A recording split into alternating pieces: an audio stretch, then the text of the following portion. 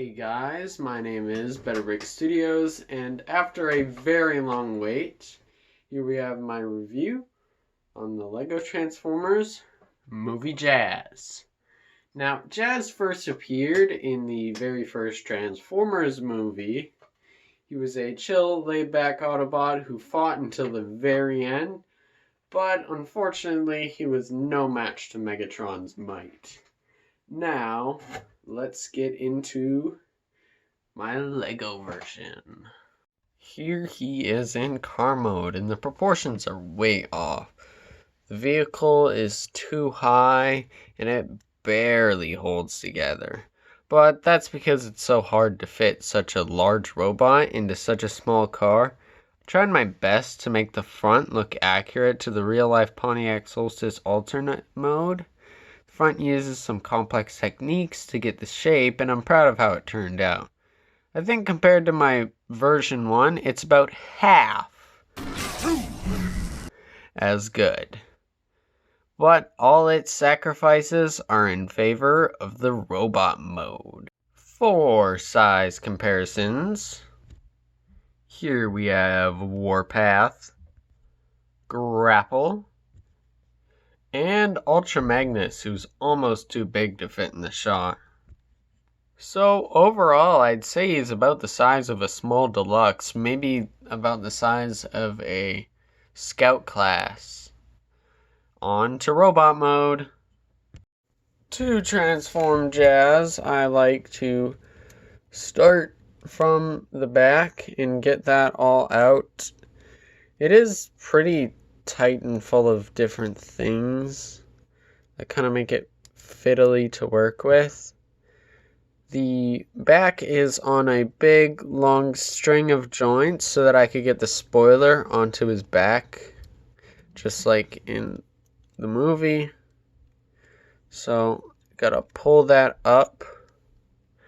That gives clearance so that we can fold out the underside and start working on the legs. Just gonna wanna get this stuff pulled out of the way. So what we gotta do is we gotta work this around the leg and get it to the back here.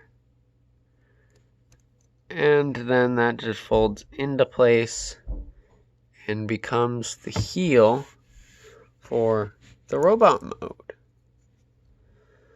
Once we got that done, we do the same thing on the other side. Like that, and there are the legs done. Now, gotta raise the camera so I can work on the top. Now, to start with the arms is kind of a pain in the butt. First, we're going to hinge back the head, so that's out of the way. Then, we got to untab the roof. This hinges over. And then this bar is going to slide up. And the windshield will hinge a bit. Then we can take and pull out this entire assembly. There's a lot of sliding here. You're going to slide up the arm on a similar bar mechanism. Then we're going to work on the forearm. This part will fold up. These kind of just adjust into place. This brings the headlights onto the arms, which I'm pretty sure is accurate. I really wanted to do that. And then more sliding to get the arm in the correct position. And it hinges down, and you can kind of adjust it however you like. And there we got one arm down. And 2 arms down. Now, we just got to finish up with the torso.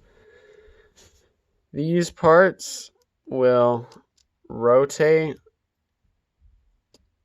around to kind of be his collar parts. Not really collar parts, but kind of go in that spot. Then you can fold up the head, which fits right in between there. These parts will hinge out of the way. It is on a very delicate connection. And then by lifting the waist part, we can begin to rotate that like that. It all can work, but it's just full of a bunch of fiddly parts that don't want to hold together well. And then those side parts go in. Waist can be brought back up. Can adjust collar to be more in, to fill out the torso better. Now, to finish off, I'm going to head to the back. This string just kind of folds up. These fold down and go in there. And then the spoiler in the very back section folds on top. And we are done. In robot mode, he is one wide boy, but I don't find that to be a problem. He is also very short to match his appearance in the movie. After all, he was the shortest of the original 5 Autobots. One of my favorite details, the torso section, which took me a while to make, but definitely not as long as the arms. The arms are filled to the brim with hinges and panels that all fold up into one neat package. One of the big issues with the robot mode is the back. There's a lot of junk hanging off, and I was kind of split on whether I should fix the problem. For accessories, he has his shield gun, which easily clips into his hand using that clip and this bar. And I think he looks really cool with it, especially when the arm doesn't fall apart. Articulation time. He's got a swivel at the head, which can also look up and down, and the neck can even adjust a bit. His shoulders, you got backwards butterfly, hinge up and down, more butterfly, hinge goes forward and back, and you can slide it down if you ever need to do that. At the elbow, he's just got a simple bend, but you can also swivel his wrists a little bit, which isn't that common on my figures. Moving down, he's got an ab crunch, a back arch, ball jointed hips, knee bend, which is fairly deep, and nothing really at the ankles.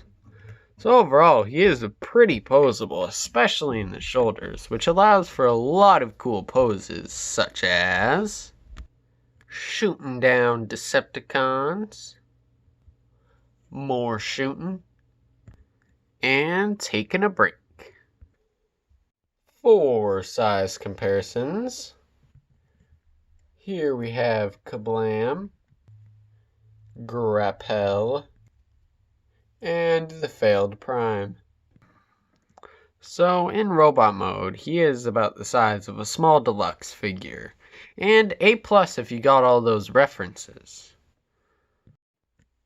So overall, it is pretty small and forgettable, but the complex design is very fun to play with. The vehicle mode is really inaccurate, and that takes away from it a lot. I have been Better Brick Studios, and I guess I could say my opinion is a bit split.